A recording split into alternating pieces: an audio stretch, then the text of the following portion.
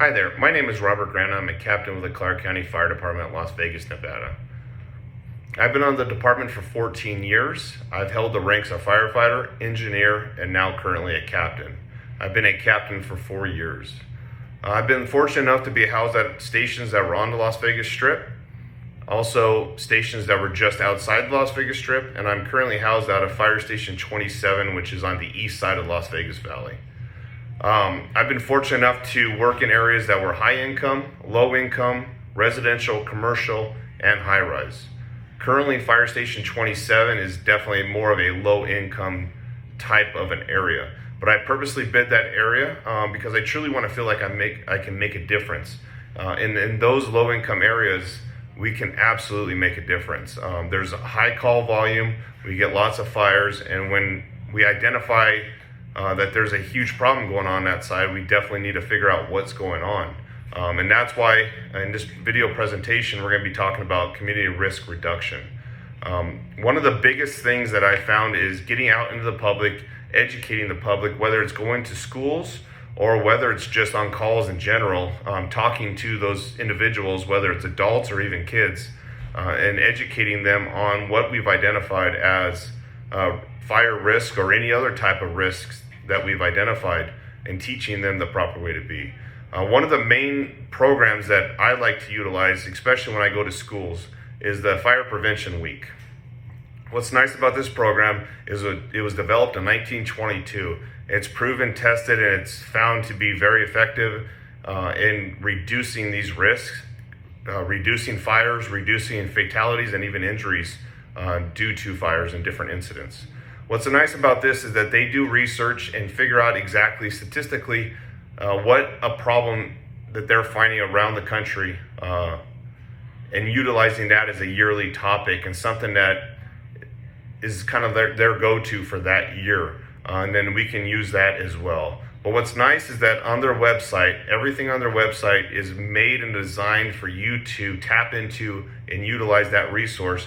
Go to schools, go to different houses, and use those things. What's nice on there is that there's activities, lesson plans, games and apps, videos, and even the partnerships that they use. What I like to do is to go on this website prior to going to a school, or if I know that I'm going to go talk to adults or kids somewhere else, tap into this resource, see what different avenues that I can use on that website, and make it specific to that community or that group of people that I have. The next thing that I would like to talk about is the research that goes into this program. I found that any program is only as successful as the time and the effort that you put into it. And with this Fire Prevention Week program that NFPA has put out, they've definitely done the research and put the time into it. Through our class this semester, one of the things that I found that I'll definitely be using in the future when it comes to developing different types of fire prevention classes or any other type of class that I need to do is that 5-step planning process. What this process is, it's a process model that walks educators through a system of determining the most serious fire and injury problems in the community. Let me break this down for you a little bit. Step 1 is conduct a community risk assessment. Step 2 is develop a community partnerships. Step 3 is create an intervention strategy. Step 4 is implement the strategy. And step 5 is evaluate the results. So as you see, if you follow all 5 of these steps, you will be able to put a well-versed, well-thought-out, and community-specific plan in place to help out the community in need. The effects of the departmental influences on the fire prevention program. For me, again, the program is only as successful as the effort that is put into it. With being firefighters, we go into people's houses and we have a huge opportunity and a huge ability to make a change and educate the public when it comes to these risks that have been identified.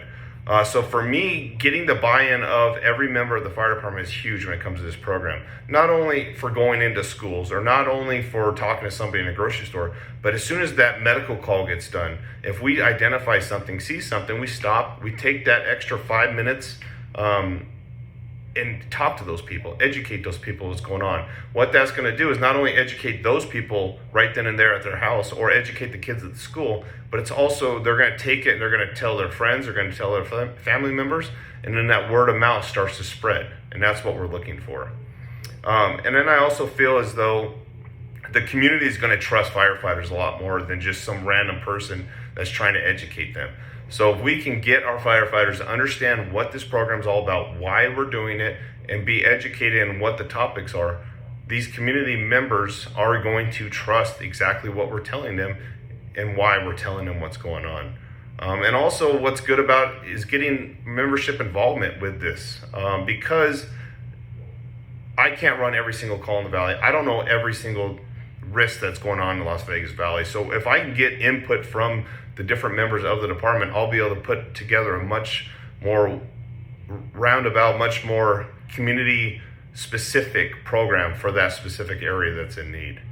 And then the strategies I have for this fire prevention program is the biggest thing, like I kind of mentioned before, is to get out in the community, get out, talk to people, not only to educate them, but also get their version of what is going on in the community, what risks are happening, what needs to change, and what they feel as though can be done to make those changes.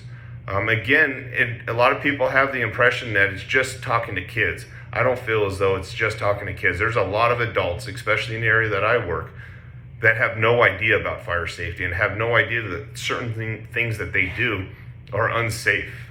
So we need to get out, get in the community, talk to the kids, talk to the adults, and also give out handouts, whether it's flyers.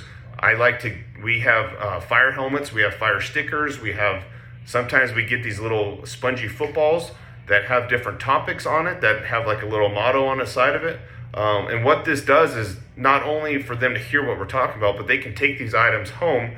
It's going to remind them when they see the motto that's on the side of it, they see the Clark County Fire Department, we're going to get the buy-in from them, they're going to trust us more. And then when other people see these items as well, it's going to create conversation, it's going to create talk about it. And then again, that's when that message is going to be spread.